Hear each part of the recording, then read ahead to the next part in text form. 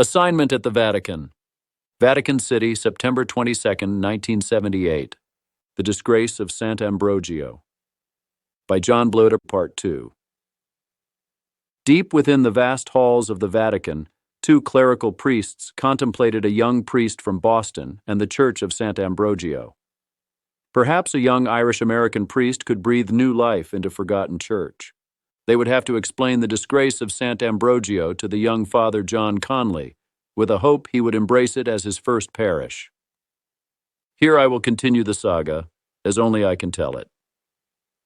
After a long flight from Boston to Rome, I took the underground to Vatican City and made my way to a chamber door. "Come in, Father Conley, come in. How was your flight?" With a joyful smile, I answered, "It was long and prayerful, Monsignor." "The Vatican will always be your home," said Monsignor. De Luca. Sifting through a folder laid out on an ancient wooden desk, he said, "I see here you have a bachelor's degree from Boston University, played baseball. It was right field. You attended seminary and you wish to study the arts here at the Vatican?" I respectfully replied, "Yes, Monsignor, I would like that very much." Then Father Moretti spoke. "Let's get down to our purpose. You are anticipating your first assignment at the Vatican, which is always in need of young, enthusiastic priests. Let's talk about a modest church in Florence in need of revitalization." Monsignor De Luca took over. "For 34 years, Father Bruno has been the resident pastor of a once revered church in Florence. We are looking for someone like yourself to assist Father Bruno until he retires. His position is to advance to the younger pastor. But before we assign you, we felt you should be informed as to the circumstances concerning that sanctuary, past and present." Father Moretti glumly added, "You see, Sant Ambrogio is in disgrace, a disgrace that over many years has made Father Bruno lose his enthusiasm for the parish." They must have noticed my concern. Monsignor De Luca went on, "Sant Ambrogio was a glorious church built by Saint Ambrose in the 4th century, outside the city. Over the centuries, Florence grew around it. It became the center of the community, spiritual life, and holy festivals. Yes, greater cathedrals were later built, but Sant Ambrogio remained most favored by many." I could only sincerely inquire, "May I? What is this disgrace?" Monsignor De Luca slowly stepped to the east window that overlooked the plaza, straight across to the towering monument of St. Peter. "Let me tell you what we know. It is said by many that during the last days of the German occupation of Florence, Father Lombardi had been collaborating with the Gestapo. As a result, several Italian resistance fighters exposed by the traitor Lombardi were caught and executed." Father Moretti continued the disheartening saga. "On the night the Germans destroyed the bridges over the Arno, Father Lombardi fled the city with the Germans. He has not been seen again. What is worse, they stole Granacci's oil St. Mary. Since that day, the Festa di Santa Maria has not graced the streets of Florence." Again, respectfully, I asked, "This disgrace, can it be forgiven?" Father Moretti sadly replied, "Go to Sant Ambrogio. Talk to Father Bruno. Many years have passed. Your appointment has been arranged with the Bishop of Florence. You will see him on Tuesday. It is our hope he will work a miracle through your hands and faith will be renewed. We have every confidence that God will guide you." I found myself walking through the gilded halls of the Vatican Art Museum on my way to the venerable city of Florence. It was my first visit to Italy. So far, I had only seen the airport and taken the public rail to the Vatican, a place I'd dreamed about seeing since joining seminary. So far, my journey to Italy had been a whirlwind. I was actually at the Vatican. Pope John Paul II was there. I felt like a schoolboy on the adventure of his life. I might even see the Holy Father in a hallway or praying in the Sistine Chapel. In that chapel, I asked God for modesty under Michelangelo's creation of Adam. I ambled through St. Peter's Basilica, the inspiring Pope's church. Tuscan vineyards to Florence. Father Moretti had given me a Vatican driver's license and use of a blue 1966 Fiat 500, the kind with the lawnmower engine in the rear. After the cryptic meeting at the Vatican, the drive over the winding roads of Tuscany was both refreshing and beautiful. A deep blue sky was spotted with puffy white clouds. Farmers in the vineyards, with their labor, picked and hauled purple grapes in the warm sun. Intending to browse a farmer's market in the hilltop village of San Donato, I lingered there for a precious hour. My gaze scanned the faraway olive orchards and colorful vineyards that carpeted the hillsides. My spirit was free, floating above the ageless valley. I could not help reflecting on the millennia of peace or war in. What remains of ancient Rome and the Tuscans, farmers and shopkeepers who had labored on the hillsides, in the villages, and unknown memories lost. I traveled on. After a long day's drive, with the crimson sunset low on the hills, the Fiat putted into the outskirts of Florence. I made my way down the Via dei Maci to the old Roman plaza of Sant Ambrogio. At twilight, the plazas came alive in the city. By 8 o'clock, crowds of citizens mingled in the streets. Cafes were busy, as were the pastry and gelato shops. I parked the Fiat among the countless motor scooters lining a narrow street. It was just around the corner from the center of Plaza Sant Ambrogio. People sat on the church's steps, reading or enjoying their gelato. With them absorbed into a temperate mood in the plaza, my entering the church caused little attention. Facing the church, I wondered what it might have been like in 1944. In a pointed arch above the bronze doors, there was a fresco of Mary holding the infant Jesus. Carved into the granite header above the door was the word rispetto, meaning reverence. And reverently, I crept through the doorway. Peering inside, tall, multicolored windows and 10th century pillars lined a darkened portico. In the vestibule, I dipped my fingers into a cistern of holy water, then made the sign of the cross. At the far end of the colonnade, a lone laboring priest silently lit altar candles in front of a surprisingly beautiful marble tabernacle. I progressed around the center of the portico between the outer wall and walnut pews, only pausing for a moment at the ornate tomb of the Renaissance painter Francesco Granacci. My call echoed across the empty space. "Excuse me, Father Bruno?" A step into the dim light revealed a tired face. "I am Father Bruno." Optimistically, I moved toward him, holding out my hand. "I'm Father Conley. I've been—" He cut me short. "I know who you are. You've come to replace this old priest, and you couldn't have come sooner." Hoping for a positive beginning, I respectfully asked, "How may I assist you, Father Bruno?" He was unimpressed. "Assist me? You think that is why they sent you?" Annoyed, he abruptly demanded, "Why do you want to be a priest, Father Conley?" From memory, I confidently responded, "To do good works and lead others to faith." "Oh, I understand. I was once a young, enthusiastic priest full of faith. My father wanted me to be a doctor. If I had, I could have saved lives. As it is, I couldn't even save myself, let alone this dying church." Looking a bit remorseful at the way he'd treated me, he said, "Well, come with me to the rectory, young pastor. Sister Charlene is there. She may have something for us to eat." By late October, I had settled into life in Florence. There were no weddings or baptisms at Sant Ambrogio, so I had some time to peruse the art museums. One afternoon, while wandering the halls of the Uffizi Gallery, from its Greek sculptures to lifeless flat paintings of the Dark Ages, I entered a room where paintings were suddenly full of life. The Renaissance was in full display in the expression in Michelangelo's Holy Family, with St. John the Baptist. Francesco Granacci was a contemporary of the great painter and knew him well. There were similarities in my church. With this inspiration, I could bring a rebirth, a resurrection to my sermons, as the Renaissance had brought new life to Florence so long ago. I walked to another gallery to see David, the artist's greatest achievement. Carved out of a single 18-foot-high block of marble. The David, who killed Goliath with a sling, Michelangelo's inspiring, lifelike sculpture goes to the heart of the Renaissance. It is told that David represents the break from the bondage of superstition to the God-given freedoms of the new man. I spent hours at the galleries and each time was renewed in spirit. There are no big box stores in the old city of Florence. On the ground level of 3 or 4-story palazzos, there are small shops that line the way. A bread baker here, a pasta maker there, a tiny cafe on the corner. Each morning, except Sundays, I walk to the farmer's market. Fresh tomatoes, beans, garlic, and all other types of goods are haggled for.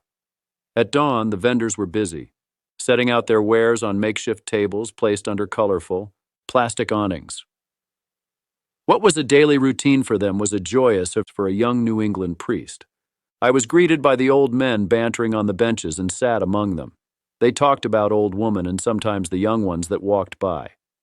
I invited them to Sunday's sermon but had no takers.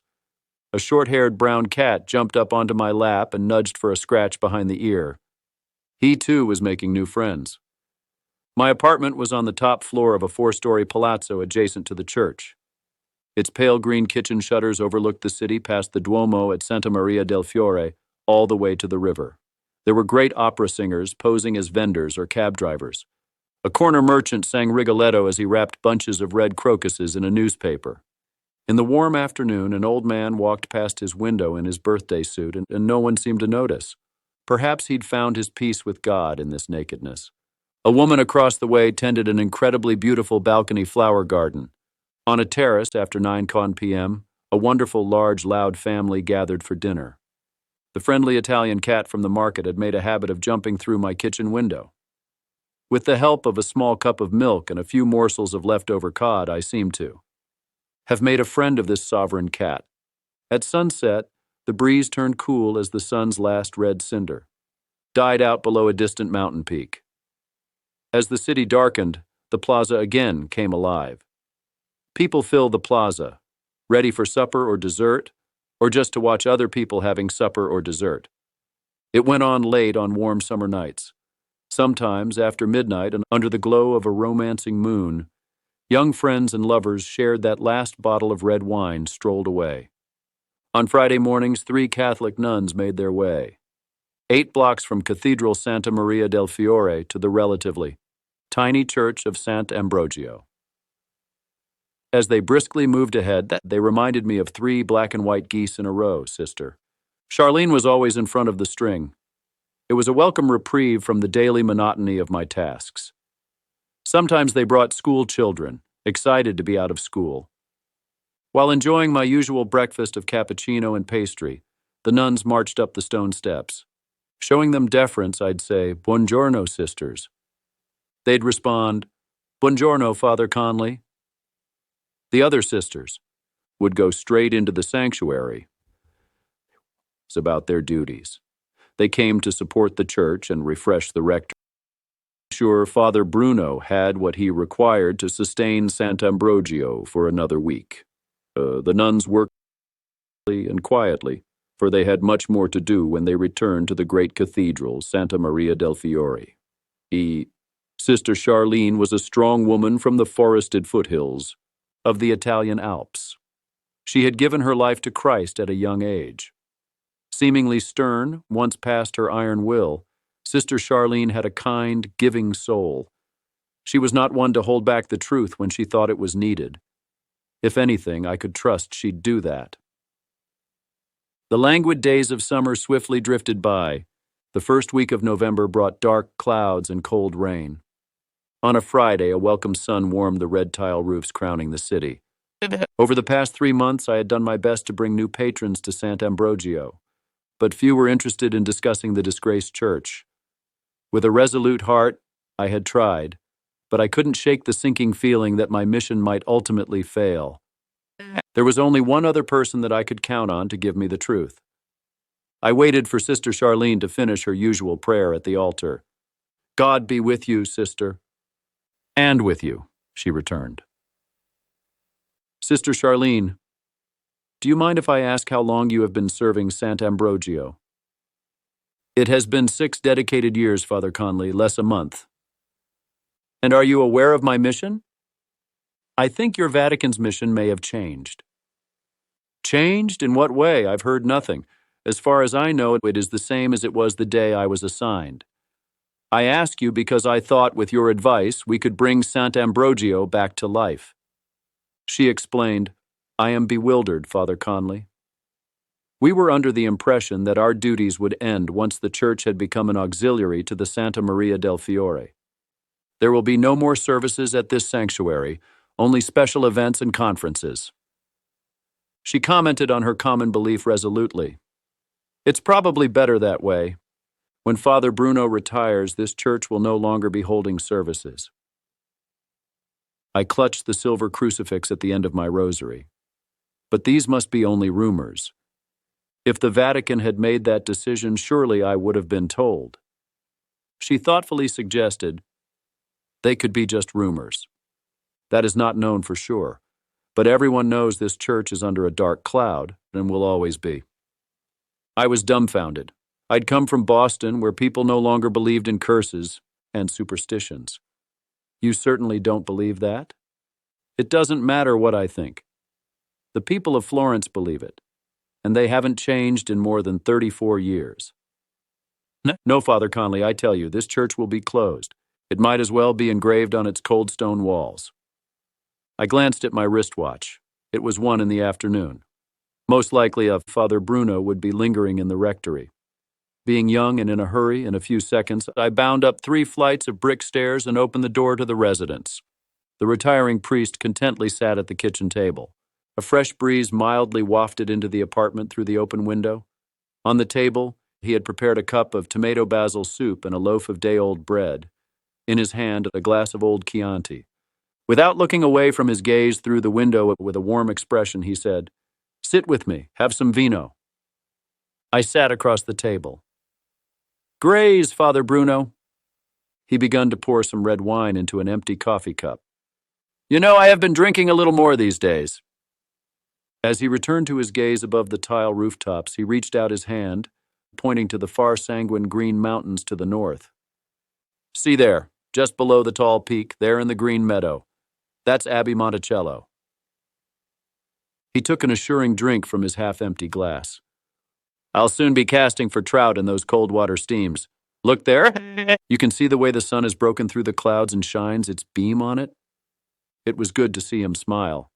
"I hope it gives you comfort, Father Bruno, that your retirement will bring you a long-awaited solace." As we sat together in that little kitchen, he was so far away. He talked of Monticello as if he'd been walking through a beautiful dear dream. After a while, he drifted back to his bread and wine. I also lifted my cup. We sat in silence for what seemed like an eternity. "Father Bruno, I also have a dream." He looked into me with his deep gray eyes. "Yes, I know. I know, my son, just as I had mine as a young priest." I lifted my cup without taking a drink, slowly setting it down. "I'm sorry, Father Bruno. I realize now that I've been a fool. Who did I think that I was to be the one to come along and change everything in this place in a few months? Sister Charlene thinks the Mass will end and Sant Ambrogio will remain open, only for sightseers." Placing his glass on the table, he looked for the far meadow and prophesied, "For a time, perhaps years, sightseers will make their way to this sanctuary, but this is an old church. Someday, when the memory of my generation or the next has finally gone, well, who knows?" Pausing for a moment, I asked the burning question, the one I'd been reluctant to ask from the first moment I'd seen him. "There were many stories told about the priest that took the painting. Father Bruno, may I ask you what happened that August night?" With an agreeable look on his weathered face, he slowly stood up from the table, carrying the empty bowl and bread plate to the sink. "What does it matter anymore? After all these years, I will tell you what I can remember. I will tell you because after I leave this church, I will want to forget." He turned on the spigot and waited for the water to run hot. "As you know, I was Father Lombardi's young assistant." He smiled as he remembered. "At the time, I was even younger than you. Oh, Sant Ambrogio was a wonderful place before the war. It was a place of hope, and because of that, thousands of joyous people attended the holy festivals. The smile ran away from his face. Then the Germans came. At first they left us alone, only coming to the sanctuary as tourists snapping pictures. But why not? Mussolini was allied with Hitler. As he cleaned the dishes in soapy hot water, he remembered more. Because they had a common interest in the arts, it seemed Father Lombardi made a friend of a German officer. Soon after Italy surrendered to the Americans, things got worse. Italian partisans who resisted were revealed to the Gestapo. It was suspected Father Lombardi had betrayed them to his German friend. I wondered aloud, did anyone know this for a fact? He then said something that astonished me. I don't know. In suspicious times, suspicions often are seen as reality. Is it true? Did Father Lombardi and the German disappear with the painting? As I have testified many times, I can't say. Lombardi had sent me to the Vatican to deliver a letter. As it happened, I was not in Florence. Father Bruno, do you remember the name? Who was his German friend? The old priest rubbed his stubbled chin to focus his memory. Muller. I'm sure of it. He shut off the water as he sputtered. Captain Frederick Müller. It was also many years ago and old. Memories most fortunately have drifted away. The old priest retired to his chamber while I was left gazing at a lonesome gray cloud drifting far away. I had to get out, so I bounced down the stone stairway, feeling dismayed. My body burst through the bottom doors into the sunlight and quickly crossed the crowded lane, entering the church through the same obscure side door the Gestapo had taken decades before. My New England upbringing taught me to never give up unless it was practical. I was torn between my dedication to the church and plain common sense. I felt a need for guidance and was compelled toward the altar. Overwhelmed with a heavy heart, clutching my crucifix for comfort, I began a silent prayer. In the name of the Father, and of the Son, and of the Holy Spirit. Father, I have taken my vows and worn the robes joyfully. I thought my appointment to Sant Ambrogio was a blessing. I feel now it is a trial. But it is your will that gives purpose to life. I've done everything to fulfill my mission here, but things haven't gone well. If you could show a way, open a door. I will do all possible to change the hearts of those without faith in this church. As I prayed, the afternoon sun moved into position through a high window. A beam of white light caressed the image of our Savior above the altar. Not expecting an answer, I lowered my head as my doubts rushed in. There came a sound, clear and pure, as the light that shined on the image of God. Was it only my desire to hear it whisper, "With faith, it will be done"? But how, Lord? How will it be done? There was only a silence, but in that silence a calm descended over my spirit. That sweet voice had come from the high beams above the sanctuary and the depths of my soul. I had heard the sound before in a pine forest in Maine. When I was a boy of 10, lost for 3 days and nights in deep woods, God was with me then in every tree and meadow. I heard him long before I decided to become a priest. Years later, it became clear why there was no reply. What was certain was I had been given the responsibility to save the church of Sant Ambrogio. I meditated on this for a while. Suddenly, there was the presence of someone somewhere in the church. I scanned the dark corners of the sanctuary, and silhouetted by candlelight, a small figure was kneeling at the devotional. I recognized her by our familiarity. It was Signora Rosalie Campanella, the oldest living disciple of Sant Ambrogio. I quietly went to her as she lit another red prayer candle for an anguished soul. God be with you, Signora. Her spirit had been lifted up and dragged down many times. The beauty of her youth had long passed. In her 96th year, her indomitable faith was alive and well. She looked into my eyes. Her smile brought the hope of everlasting life. As she spoke, I felt her warmth. Father Conley, will you take my confession? Separated by the screen of the confessional, we prayed. Somehow I knew she wanted to talk. Or was it what I wanted? Had to know from her perspective, for it was her long-earned wisdom I desperately required. Signora Campanella, how long have you been a patron of Sant Ambrogio? Her sincere voice came clearly through the curtain. All my life, Father Conley. I was baptized and married here. For 10 generations, all my family were baptized in this sanctuary. This is my family's church and mine. As long as I live, I will never abandon Sant Ambrogio. What was it like in the old days? Was Sant Ambrogio as glorious as they say? Without hesitation, memories of her contented childhood rushed back to her. We looked forward to the festival every year. All the people anticipated the holy procession of the Santa Maria. So many people eating, singing, celebrating the blessings, its memory clings to me in my early morning dreams. It all ended when the disgrace of Father Lombardi gripped the hearts of the people. My older brother, Giovanni, and many others were killed by the Gestapo. Now I was behind the curtain confessing to her. Signora Campanella, before, when at the altar praying for guidance, God's voice came to me softly. Has he ever spoken to you? Have you heard his voice? Yes, many times he has guided me throughout my life. He is always speaking to the ones who hear him. You say he has spoken to you. Tell me, what can be done to bring back this church?